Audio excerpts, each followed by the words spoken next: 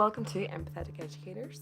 I'm your host, Naomi Toland, and we're very lucky to have the amazing Mark Treadwell on our podcast today, talking about the future of learning. If you're watching the YouTube episode, then you notice that I got my hair done because it was recorded a couple of weeks ago. But the future is now, and we start talking about different strategies that we can use to think about the next steps in education and making links towards the brain. And you'll notice if you're watching again on the YouTube channel, then you'll notice that I have a serious light bulb moment at the very end of the show. I won't spoil the context for it, but I really enjoyed the session today, and I hope it gets your brain buzzing too. On Mark's website, it talks about over the past 100 years, we've known more about the other side of the moon rather than about our brain. So I asked Mark the question, what has he found out about the research, and how can he share that with us? I hope you enjoy it. What came out of the research was that what we think, once again, it's an opinion. Yeah. The research is very hard to go back millions of years and go and interview those people. Mm-hmm. Yeah. But initially, human beings had a capacity for sensing the world, and it gradually grew over millions of years, etc. So everybody has the same sensory capacity as far as the brain is concerned. No one's got super eyesight, etc. And then what humans did, they started to build a language. But the language required sequencing. Mm-hmm. Okay, so sequencing became a big gig in terms of going in a linear sort of fashion about what happens through the course of a day, but also what happens through the course of speech. Okay. So sequencing became a really big gig, and most other animals don't have this. So most animals have a sensory system, but they don't necessarily have a sequencing system. Yeah. And it was both of those two things are mostly neural. Mm.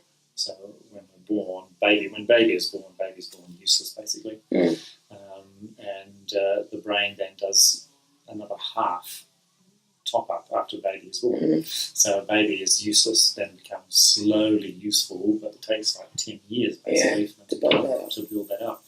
But brain-wise, the brain is changing all the time. It's never static. It doesn't stop. And so sequencing required neurons, but it also required new cells, a type of glial cell called astrocytes, to assist in the bridging between the sequences, the sequence elements. And so that changed human beings, and that took millions of years to achieve. We think, maybe. Yeah. But sequencing then allowed this notion of being able to do a task and actually do this, and this to get that. Okay, and so people would then memorize that essentially to try and actually put it together. But the difficulty with humans is that the next learning system is about how we learn by rote. But unfortunately, we didn't do much rote learning. Most of what we did was sequencing. There was a way to get back to the village. There was a way to make the food. There was a way to do the dance. There was a way to do... It didn't require a lot of rote learning, so we didn't do much of it. And it was only in the Enlightenment period, which is a misnomer really, that where in the 17th century, people decided, right, we need to convince 80% of people that they're not very smart. Yeah. So they'll go into factories. So how do you do that? And the best way to do that is to actually teach by rote. And so reading and writing and rote-learned mathematics became the drill of schools. So do you think it was intentional then? Do you think from the leaders at the time, yes, but it was never told. People were never told because we didn't want them to. We wanted them actually to go to school and fail and then actually accept jobs in the factories because they weren't very smart. Yeah, because that's what they needed at that time. So that's what they were shipping out. It's so true. Like if you look at the systems of that time, what they needed, and then the way it literally just mirrored exactly what it was like. It's crazy. It's terrible. But England led the way. Yeah. So all the things, you go, oh God. Yeah. And so there was this minimalist rote learning to start with, and then suddenly it was all rote learning. Mm-hmm. And it depended on your parentage. So the ability to learn by rote is an inherited factor, 100%. So if you've got a lineage behind you that has rote learning in it, then you've got a much better advantage when you go to school. Yeah. because you can actually do the ABCs and also the So is that saying that like it's inherited the way your brain kind of like the way it is genetically? Yeah. So genetically over yeah. time, so the more rote learning you do, the more the brain picks that up and starts to go, let's make that better, Mm-hmm. iterates that over hundreds of thousands of years. Yeah. And so, but rote learning was quite sudden. We didn't do much of it, and then suddenly it was everything in school. And so we got a fantastic distribution curve, according to the Enlightenment people, of this curve, and we just wanted the 20% to tell the 80%. But actually, it was 10% was their aim to tell 90% what to do with the factories, how to do it, when to do it, and what they should get, and put them in a sort of almost like a zoo box. Yeah. Yes, no. Yeah. And so rote learning is the differentiator. If you take rote learning out or go back to a minimum of rote learning, everybody learns equitably. Mm-hmm. And so, for example, ideas, everybody learns ideas at the same rate. So ideas are relationships between variables, things that change. And it's all about the maths, because mathematics runs the whole universe. Right? So everything is mathematical. There's nothing that isn't. There's nothing you do in a day, like even writing what you're doing at the moment. Yeah. That is a mechanical process which requires a conception of language, a conception of writing, conception of sequencing, a conception. It's just concepts like patterns and concepts, yeah. And so we do ideas and concepts really well, and they're absolutely equitable. Okay, so we've got ideas, and so ideas are concepts when only seen in a single context. So we might do it once or twice. Okay, and then concepts are when we see it across different contexts. Okay, so for example, driving around a roundabout. So when you're driving around a roundabout, okay, you do one roundabout and you're just nervous as anything. You come on the right lane, should I be here, should I be there? And the second one, you get a bit more confidence, and the third one, you're getting more. By the time you've got 5, 6, and 7, it's usually only about 7 or 8, the brain goes, map that pattern, automate it, and never forget it. So you don't tell yourself to do that. The brain just does it. Yeah. And it's an automated process. It's extraordinary. Really. Well, it's like whenever we drive, whenever you are driving, you get somewhere and you be like, I don't even remember actually getting that far. I don't remember actually doing it. Like, it's kind of scary. But like, did I go through that light? I don't even know how I done that. Like, your brain just has like that way. Someone next to you as you're going past some really complicated, but the brain is just doing that. It's on autopilot. That's that word, like, neuroplasticity, isn't it? Like, it's like that growth and like that coming back, that growth and coming back to it. So I'm trying to like gauge, so like the for our listeners, it's rote learning isn't helping. That's not actually, that's what we're kind of making that shift, isn't it? From actually going from what we're working on and then what we're doing now, that's not the way factories aren't the case anymore. We don't want that anymore. We now want everyone to be creative. Yeah. And so we've got this huge dilemma right across the world, where we're actually turning out people who are not ready for the complexity and the ability to work in collaborative, communicative, self-orientated workplaces. Because they're used to getting told yes, no, go, stop, stop. Yeah, but home is the same. Like, stereotyping was dropped in the 1960s right across the world, but the two countries that dropped it the most were Australia, and number one was New Zealand. And so we got rid of stereotyping, and that's now means that our young people have got to make far more choices than ever before. When do you think that? When did that happen? Do you think? Well, it started in the 60s and then it rolled through the 70s. It was really a big gig, and through the 80s and 90s. By the time we're into the 21st century, it's pretty much established, and people were wanting to be unique, and so people started dressing differently in different ways, shapes, and forms to express. You can really feel that though. Like, even me coming here now, like, you can really see, like, it's like even coming from, like, I was just in London for 3 years, and like you get the uniqueness of London, but you really feel it across everything. Like, you know, like the education system, the way, like, it is. It's really nice the way, like, it's put into place here. Yeah.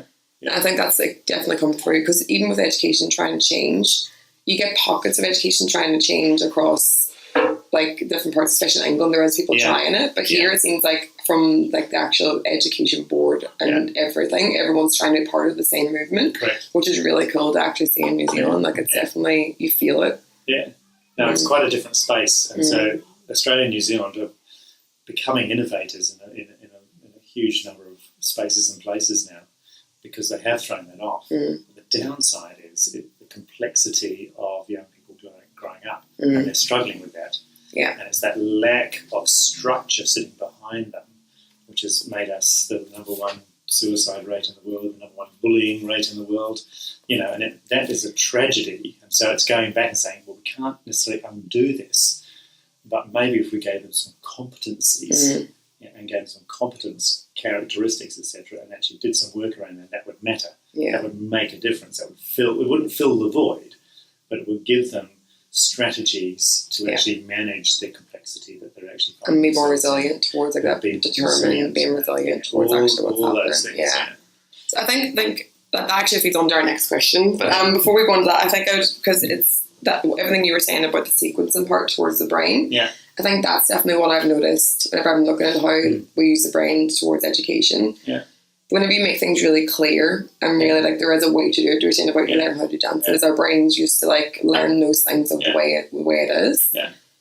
Using visuals and using next steps and getting them really aware of that. Yeah. That definitely helps those learners, especially whenever we're working those sport learners when they can't just take it on board. Yeah. Breaking it down and having those visuals for the brain, that definitely helps, doesn't it? Because of that sequencing. So straight away you're going to a sequencing mode. Yeah. And you're introducing knowledge as you acquire it along the way, not getting a huge lump of it at the very beginning and expecting kids to remember that 8 weeks later.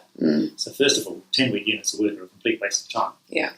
But it's also that repetition through different, that transfer, isn't it? It's different places. You repeat it, but you're not repeating it. And that's something I've learned is actually to try and repeat it in different places because I think they get it and then in 8 weeks' time they shouldn't just be doing the same thing. It should be something else they're repeating it through, but you're making it clear through the visuals. This is the same thing you're doing, but somewhere else that you're focusing on. Yeah, but once again, it's about those things we refer to as contexts. So we want to see it in this context. What we really want is a conceptual curriculum as opposed to a thematic curriculum. Yeah. So we've just finished that this week. After 16 years and trialling, etc. And so it's just got to go to an editor now. So we've mapped the competencies conceptually, and that's been out there for about a year now. Yeah. And we've also mapped each of the learning domains up to year 10 in the same way. That's good because it means that it's I think that's what I was talking to. I mentioned Rose was in a couple of weeks ago. We were saying about the parents are definitely saying they're worried because yes, this is great and they get what this is happening, but then once they go to secondary school, which isn't set up like this, that's where the disconnect is. So it's good the fact that there's something that goes all the way up to year 10 that gets that consistency. And when does that going to be out? When do you think that's going to be? It'll go out to the trial schools. Stonefield's is one of them, so you'll get all of that in the next few weeks. And for the others, it'll probably be another couple of months by the time we go through the editing process and all that sort of routine. But even that's exciting. Even just that happening. And conceptual units of work. So for the competencies are a morning, because we know that anything going over another day when you're 6 is a whole new world. Yeah. even the latter part of the day. Even when they're 40. It sort of goes. So keeping it nice and tight, and the learning units for the subject domains take, roughly speaking, a day and a half. And that's about the limit for the brain to sort of do a sequence sort of process across and can make the connections along the way. A day and a half. Day and a half, yeah.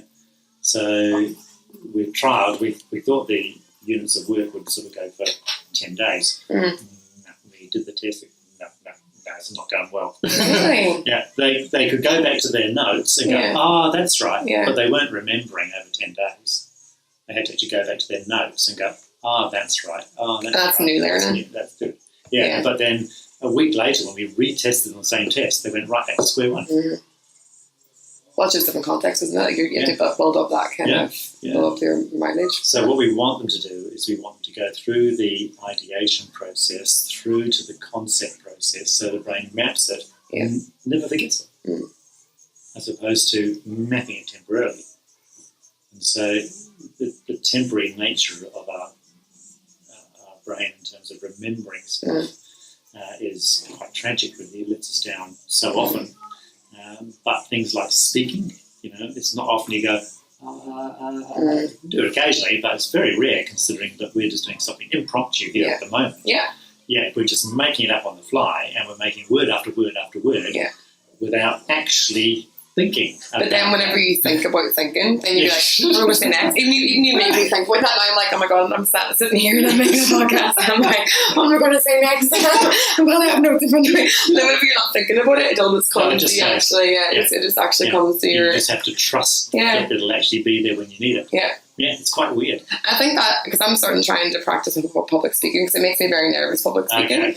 And so I'm trying to get better at that. But the less I think about what I'm saying in front of people, the better it actually does go. And it's that trust. It's trusting what actually like, what you're no, it doesn't. Visuals are okay because you can capture that really quickly as a prompt.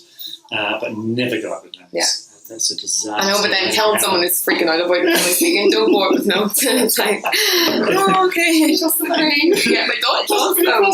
I can do this for you. It does. Like it does. Like the more I'm actually trusting that, the more it actually is like so much more better. So it's crazy. So that was the first big chunk of work, and realizing that the concept architecture would be much more equitable for all children, as long as we just picked up the knowledge as we required it just in time as opposed to just in case. Yeah, so that was our I really like that, just in time. That was our first big aha moment, really. And going, oh, right. And then actually playing it out, we realised that schools were talking a lot about this thing called agency at the time. So this was 15 years ago. And we're going, right, agency, what does agency actually require? And agency requires a heck of a capability sets. And we just went, oh my goodness, by the time I brainstormed with about 4 schools, I had like pages and pages of stuff. And I'm going, how does this even work? And so what we realised was that we needed the competencies, and Rose Hipkins had done a really good job on that. And I was one of the reviewers, and I was doing Rose sort of talking about the competencies, etc. And sounds great. So, absolutely, it should be there. But what we got wrong, courtesy of just the speed at which everything had to be put together, was the fact that we missed the notion of identity. And so we then had to sort of retrofit it, really, and I'll send it through the imagery. But what we realised was that identity initially was put down the bottom of the triangle or something, tack on, etc. But very quickly we suddenly realised that the notion of self-talk was critically important. And whether you talked out aloud to self and silently is quite different. And it appears to be mapped by the brain very differently. So it's by self-talking and talking aloud, it's different. Well, talking to self out loud is the much better gig, because it appears, and once again we've got very sketchy stuff around this, but practice seems to play this out quite nicely too. If you talk out loud to self, you can go back and edit that. So you map it, automate it, but it's editable. Silent self-talk appears not to be editable. In other words, it just builds. I suppose that makes sense. If you're saying it out loud, you probably hear it more than what it's making a connection more than what you're doing in there. Well, can you remember your self-talk on the way to school? Because you were talking to yourself the entire time, silently possibly, to yourself on the way to school, but you will not be able to remember any of it. Right? Whereas your out loud self-talk, you can remember. You will remember this interview. All right? So if you want to remember something, self-talk silently gives you a nil result. And that's why we reasonably assured that in fact these systems are actually 2 different systems, not a subset of each other. And they must have come along at a different time somewhere. Somewhere we did a lot of self-talk out loud, and I was in Dubai 3 or 4 years ago now, and Kev said, go down to the room, some 16G or something, but I went to the wrong room. And within sort of 10 minutes of being there, suddenly this room was full of 3-year-olds, because they start school at 3 there. And they're all and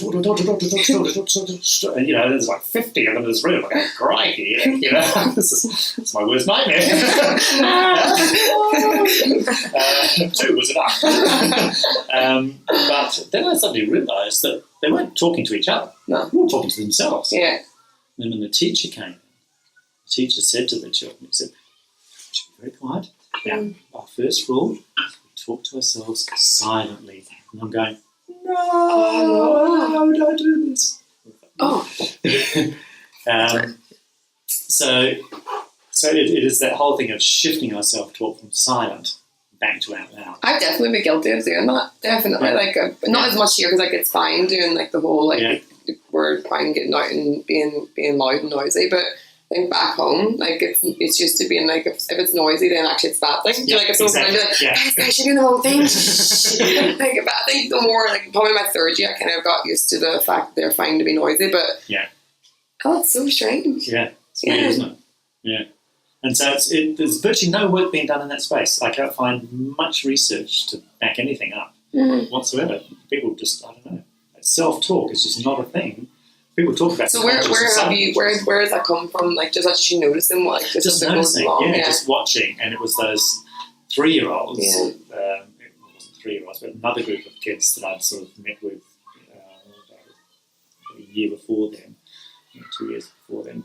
In preschool, and noticed the self-talk of the 3-year-olds was all out loud. They were sitting, looking out the window, talking to the rabbit down the back of the at the back of the field.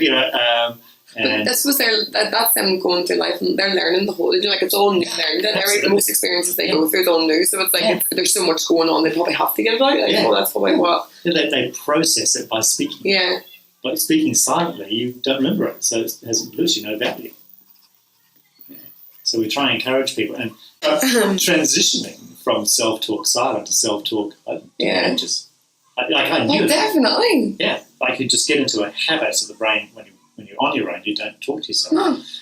Now I do, but it's taken me probably 3 or 4 years to get that into a thing. I definitely don't. I was joking before. It's definitely a lot. Even whenever I'm driving to work and everything, it's definitely all internal. Yeah. But you won't remember any of it. No. But you'll just feel the negative whenever you're feeling. That's the thing. But it's still there. It's being stored, but you're building it. Yeah, we're building that, and it sort of builds. Then when you go to do something, that reference point is very much a negative one. That's what's really good to think about in neuroplasticity. If you're growing, if you're growing that area of your brain so much by going back to it, and if that's even more effective than talking out loud.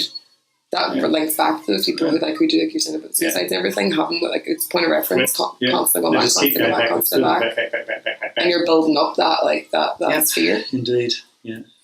And so it's people talking out loud, and the psychologists know all about it because they get you to sort of talk about what you're doing out loud, so you actually have a frame of reference around that, and talking to yourself out loud can mitigate some of the things that we sort of do to ourselves in the silent mode. Yeah. Oh, so identity is a really big box because you've got all that stuff in identity, and then you've got things like virtues, attitudes, it's huge. It's huge, and so identity has become this massive piece of work, but it lays a foundation for thinking and questioning. Because if you understand self-talk and you're cognizant of self-talk and you're talking out loud, then the thinking is much better. And thinking has been characterized as being a silent thing, but it's not. No, far from it. And so talking out loud has huge advantages when it comes to thinking. And thinking requires questioning. So thinking and questioning go together. You can't really think without questioning. You can't really question without thinking. No. And that's we obviously have our learner qualities and everything. So that's what we've definitely noticed. Trying to reflect on that. It's not just you can focus on what thinking is, but you're not just doing thinking. It's actually that's just your focus for getting the children to understand what that process is. But all those things, like in the other question, they're reflecting. You can't think without reflecting. You can't those kind of things. No, it is. They're all interconnected. I think that kind of actually ties in. I think we've answered a lot of the questions out on just having the chat. It's but definitely that lays into the learning agency. I think that's that's the big thing. Obviously, that is the word that we hear quite a lot these days. But it is. I think it ties in exactly what we're talking about now. Is that trying to get children to understand themselves. To understand what they're going to do next. They're trying to get the children to understand themselves, to understand how they can drive their own learning, trying to get them to understand so they can understand what the teacher wants them to do. It's all those, that ties in with those things. Together. Yeah. But to be agentic, to take agency, there are 3 domains. The richest one is you need to be competent. So there is that whole identity thinking, questioning, managing yourself, collaborating, communication, the verticality of the communication, and cultural competence. Because the whole world now is culturally diverse. And so we need to have an awareness of that space. Yeah. There are some skills like connecting, reflecting, and having a language around learning. It is there. So that's the competencies give us some agency. But what we haven't done historically, and that's what's been done here quite well, is we don't teach young people the learning process. Yeah. So they've got no process to follow. No. Okay, in their learning. They're just sort of second guessing things as to what happens next. And then there's a third minor player, which is the research process, which is slightly different to the learning process. It's a subset, really, of the learning process. It's what sits in here. So in some of the diagrams we have that we've sort of put out, the centre of the learning process are the competencies, but sometimes, say in social sciences, once you get to years 3, 4, 5 onwards, then that gets replaced by the research process. Because the research process is the driver, because you're going away and having to do this thing called research, which is learning, and it's a learning process itself. I think that's what we've noticed is like you're developing that vocabulary of the learning process and you're developing the awareness of the learning process, but then I think whenever they get to year 4, they're actioning it. I think that's what you're saying about the research is actually like you're putting that into action and you're making it happen by using what you've built up, all those vocabulary in the first place. So the competencies are critical, the learning process is critical, and you can download The Future of Learning from the website. It's free. You just download it. We made it free because we thought it was just such a critical piece of work for people to go and actually see the diagrams and go, right, there's actually a process for, when you're 5, when you're 7, when you're 9, when you're 11, because you build more conceptual capacity as you go through school. Yeah. You can form simple concepts when they're reinforced on a regular basis, like friendship with someone. The first start of friendship is, will you be my friend? Yeah. Oh, okay. I'm a good friend. Right. What does that mean? Well, there's a whole lot of other stuff starts building. There's so much to unpack with that, because we actually had a conference. We're trying to think about our essence statements, and one of our big things is collaborating. And we put in, I am a good friend, and I actually asked that, so what's the point of that? Like, not the point, but like, what's, because diverse perspectives in there as well. Yeah. So we're trying to put, I am a good friend for like the junior area, because that's like their focus is that, but then diverse perspectives will be like in a later area. So you're still working on diverse perspectives, but it means they can say, I'm a good friend, or are you being a good friend right now? Are you sure you're making the right choice to be a good friend? And they'll know what that means. Yeah. And there's so many things that go into that. So we've actually put friendship down as one of the main things we need to focus on for like them to be ready for the future as well, which is so true. We differentiate between morality and ethics for that very reason. When a child is 5 years old and it gets into a fight with another 5-year-old, the teacher comes along and says, who started this? They both go, and they're being honest, because at this point they've got a morality around, but their morality is limited to what people do to them. They can't perceive. And that's what we call ethics. So we've differentiated between those two terms, because in school we need a language around the learning. And so language has got to be very precise. And so we've hijacked morals and ethics, because when you look at it in the dictionary, there's virtually no difference between the two. So we've said that morality is where a young person understands that they've been hurt and they feel that, so it's conscious of it. But when they do something to someone else, they don't, because they haven't developed this ethic yet about thinking about what they might feel. So this world is about me. So morality is kind of the egocentric part of it, and then ethics is like what's happening with diverse perspectives. So that's like the transition between it. So that then started, and that's part of the identity thing, because part of who we are is actually how we feel, and then we sort of suddenly go, I see you're feeling something too, Well, that definitely ties, because what I'm trying to get across to the listeners is, because there is so much change going on in education, and I think a lot of the parents and a lot of, not so much the teachers, so they are actually involved with it, but some of the parents, we've had feedback just saying, I get that we're doing these soft skills, but what's happened to all those other things that we're like what they want to be seen in school. And I think that definitely shows the need for those soft skills. Like, and it's not either or. I think it's in your website as well. It's not a binary process. It's not you're just doing soft skills. You're not just doing knowledge, but it's trying to get those weaving together. And those skills aren't soft. No, they're really hard to actually lay down and actually get in place. And so it requires a really consistent sort of process. And so we've got the same process across all the competencies. And people can go and order that from the website, etc. But what we want people to sort of get a headspace around is that the competencies are a precursor to learning, not opposed to that. We'll do that later. Yeah. And in time to come, we'll have more time in the curriculum over time. We'll still teach reading and writing, but it will be an option at some point. Do you really see that? Like, yes, absolutely. And it will take 20 years for us to actually get through this veil of sort of negativity, because we've had it so long. People just can't imagine a world. But when reading and writing came out, it was brilliant, because actually we could then actually move knowledge around the world and reliably. Well, it was a form of technology. It was a form of actually, like, that was before the Chromebooks were there. Technological advancement. Yeah. But now that we've got video is much more effective and efficient. And if people who are listening to this don't think that's the case, just ask yourself, when I get in trouble, where do I go? And your first thing that they say is, I go to Google. I'm going, no, you don't. You don't go to Google anymore. And they go, yeah, I do it. If you go to YouTube, they go, oh, yeah. Yeah. Because YouTube is much more succinct and to the point, and you can just replay the little bit that you need. Yeah. And you can race across to that. You don't have to go, wait. There it is. Yeah. You know? And so when your seat in the car won't go down like mine did the other day, and I wanted to go surfing, you know, I was going, what's wrong with it? Quick phone, you know, YouTube. And this Australian goes, you can't get the seat down now. I can't. So, go and get these 3 things. Get a coat hangers, some Vaseline, and some sellotape. Go, right. And 5 minutes later, done. Really? I was trying to do it from the boot end of things, but he said, no, it's from the actual side of the back seat. Good idea.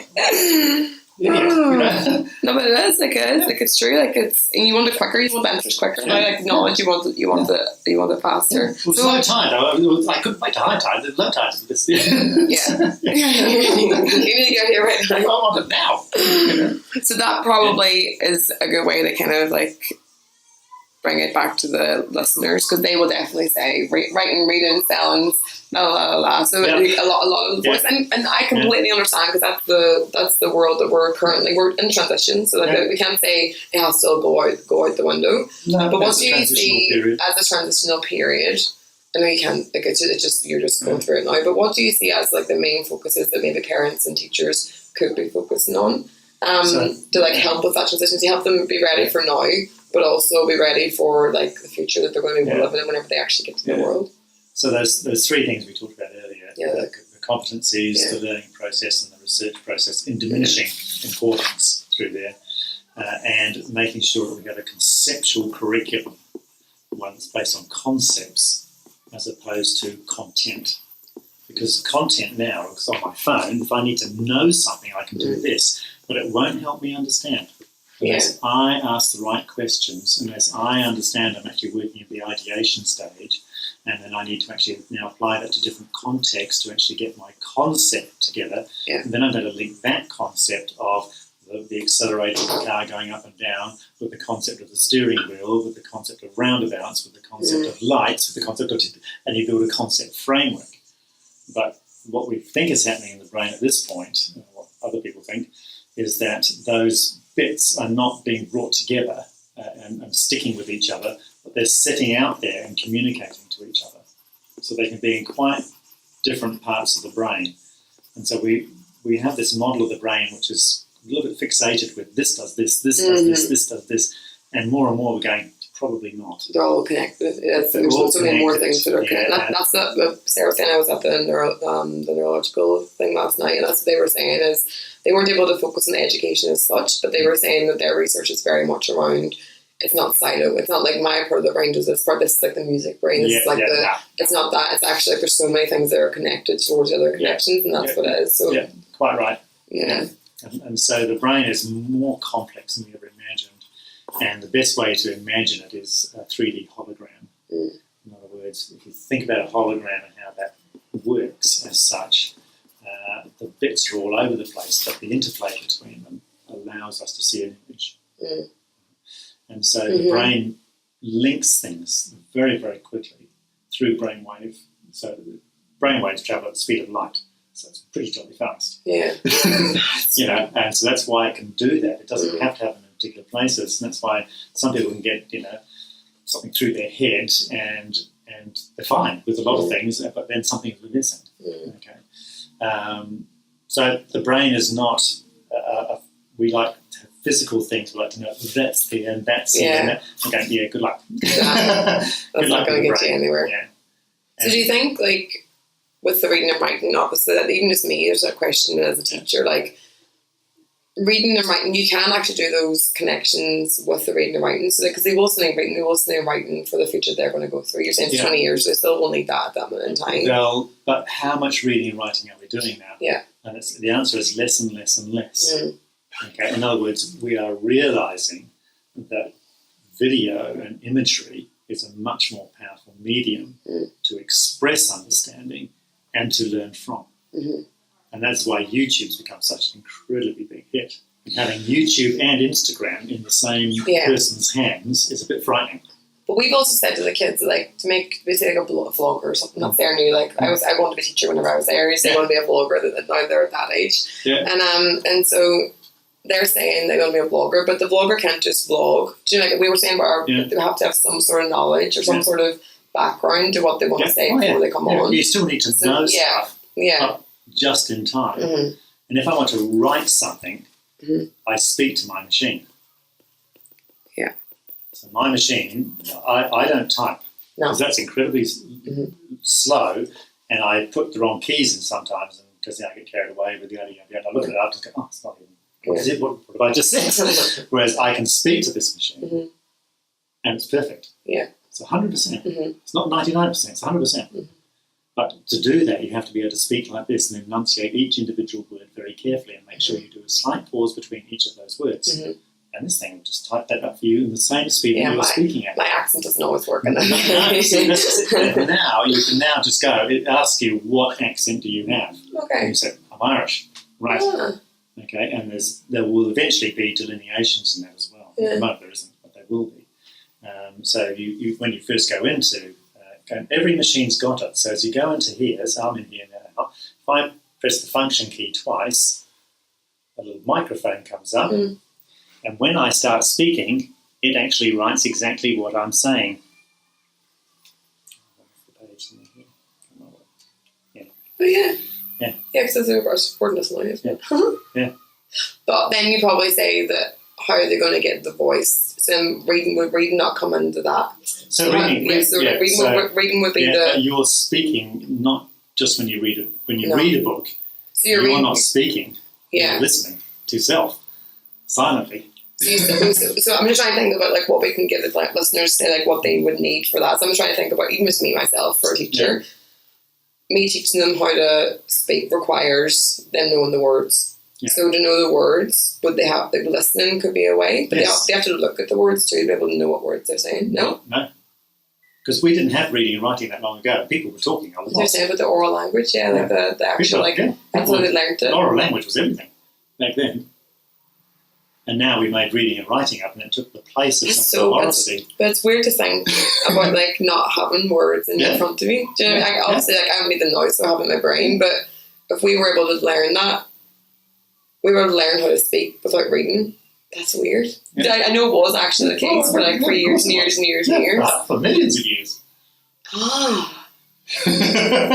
That's weird. That's and that's why that's the sort of nexus of the whole thing. Is that if you can speak well and you have your good orator, what you communicate is accepted by people because of the confidence you have in voice. Oh my goodness, Mark, my mind just got blown there now. I think I made a serious connection.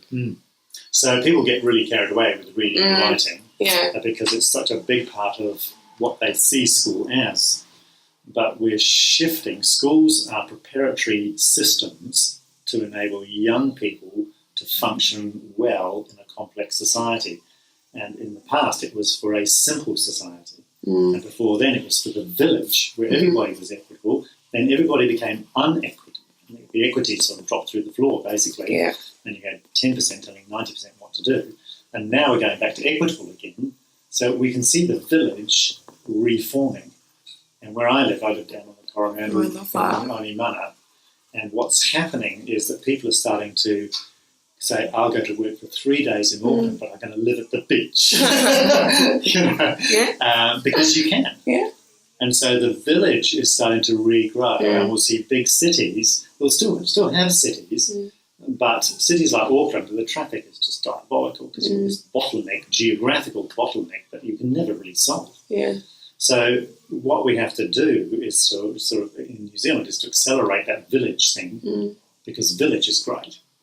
We meet for a coffee in the morning down at the cafe, and we share the sort of stuff that we're doing and the tools we're using, and et cetera. So we're all doing different jobs, but we're all having to speak a lot. We're all having to actually come up with new ideas. So the creativity factor is going through the roof. So people think that actually technology will be stopping connections, but actually, that's actually a really big misconception towards it will depend on the way you do it. You definitely can have people who will just say silo and be in their room and just just take from it. Yeah. But if it's used correctly, actually, it can grow. Yes. That's the thing, isn't it? Actually, it can be further. We're just getting out of the worst side of technology at the moment. People are starting to exit, and if you look at people in their 30s at the moment who sort of came through that whole sort of drive they're using their phones functionally now. They're not sort of driving their social things. They're actually they're starting to realise that the social connections actually are where you're in a room with other people, real people. Yeah.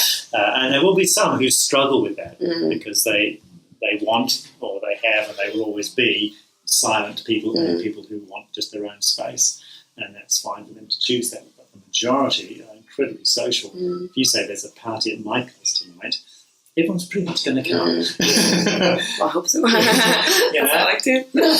Yeah. No, so these are big transitions for our community. Yeah. And our communities and around the world, and hopefully it'll bring in a new level of equity around the world. You definitely make connections in my brain today in a way that's definitely helped. And that's what I'm actually trying to achieve, to make those connections for the people listening. But even I think I thought I knew them more than mine. But even now today, I'm actually making those connections to be that makes sense. Because I think in my head, I was thinking we still need the practical side, which I think those visuals, those kinesthetic, that's definitely important. Yeah, but there's different ways to make that happen. Yeah. And use them in different ways as well. Yeah. But oral language will dominate the landscape from here on out. And like you say, having that common language is actually really important. Because that's what Rose here last I spoke about the top takeaway. Yeah. Her takeaway was that having that common language was, but for language, not just having it for the way we have it in Stonefields. Just across education itself, that's definitely one of the big things. Because oral language, if we're saying one thing, we're relying on the oral language. If I'm saying one thing but meaning one thing, and you're saying one thing but meaning another thing, that's what is where the common misconception can be. That's why we've got a chapter in the book around definitions. Because people say, I've got this really good idea. Well, is it an idea or just some knowledge? Or is it a concept? It's a concept framework. What are we talking about here? Where are we up to in the process of learning? And I don't know many schools outside. There's probably 30 schools in the country that we've sort of worked with that now have a language of learning, and it's consistent. But also that the young people that are in the classrooms on a day-to-day basis understand the learning process. Because it used to be very simple, and we'll finish with this possibly. But it used to be very simple. You had to read, remember, recall. And now you think the concept, now we're going all the way through. Yes, you have to actually access information in some way, shape or form. B, you have to interpret that information in some way, shape or form to form some knowledge. Then you have to interrogate that knowledge with good questioning to form ideas. And then you have to apply those ideas to different contexts to form a concept. Then you've got to link those concepts together to make a concept framework. And then you can leverage those concept frameworks through innovation and come up with a totally new framework, and then you can be ingenious by applying that new framework to make new product systems, environments and media, and then that gives you an entrepreneurial capacity. Oh, so that's easy then. That's fine. Easy. Future education is easy. So we draw these diagrams for people, and they look at them and go, whoa, that's just incredibly complicated. But we're not going to give that to a 5-year-old. No. we're going to start Those the 5-year-olds stepping stones here towards and it. do stepping stones into that Yeah. space. Yeah. Well, I think we will end that. Is there Yeah, that's anything from what just from that what you just said?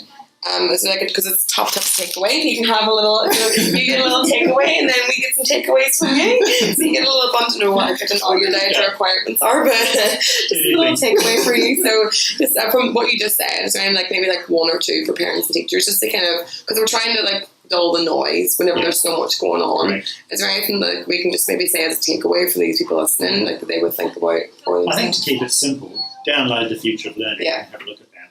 And if you want to sort of do the tools thing, then go and make sure we've got these concepts and the competencies in place, make sure we've got a learning process in place, and the research thing is a bit of a gig as well. It's smaller, it's not as big, but in that order, if you put those three things in place, then young people can take agency over their learning. And these open spaces that we've got, we require all three of those capability sets in order to take agency. Otherwise, agency is just a word. And people are saying, yes, are you being agentic? Are you taking agency over your work? And the child's going, I don't know, what's that even mean? It's a really good idea if it's put into practice correctly. But if it's not, then it's just a word that we're using for the sake of using it. I do agree. I'll put the links. I've read through your book actually, and I've got some links just kind of to hone in on everything we talked about today. I'll kind of break it down for people listening, because I think it is great. I definitely, oral language, everything I was looking through, and it definitely helped me, because one of my first actual things in my blog was your book, and I was talking about oral language, and I'm putting that in. So now there's a lot of breakdowns towards what we just talked about today as well. So it's really cool. That's great. Well, thank you so much, Mark, for coming in and thanks very much. having a chat with us, and we're sharing what you've done so far. So looking forward to next time. Yeah. I hope that got your brain buzzing just like it did for me. One of my biggest takeaways is definitely the importance of talking out loud and self-talk out loud. I've definitely been guilty of telling my kids to read in quietly, and there is a time and a place for doing quiet learning, but it's definitely made me reflect on how much I do that, or when it's important, and how much it's important to build that voice for the kids as well, getting their thoughts actually out into their words. I think many of us have negative thoughts or doubting thoughts, and since the recording of that session, I've definitely been thinking about how whenever I do catch that negative thought, I put it out actually into words, and it's helping me try to build more positive thoughts and positive pathways, because it's not keeping those thoughts inside. And that's definitely one of the takeaways I've had, so I really enjoyed that session. Like always, if you have any reflections or if you have any questions, then you can contact me. I can be found at Naomi Toland on Twitter, Naomi_Toland. Or you can find some of the extra links down below. On my blog, I've also done a blog about this actual session. I've put the extra resources and the links that Mark and me have talked about, so you can find out more about that one there. Well, hope that got your #brains buzzing, and I hope to see you next week. Thank you.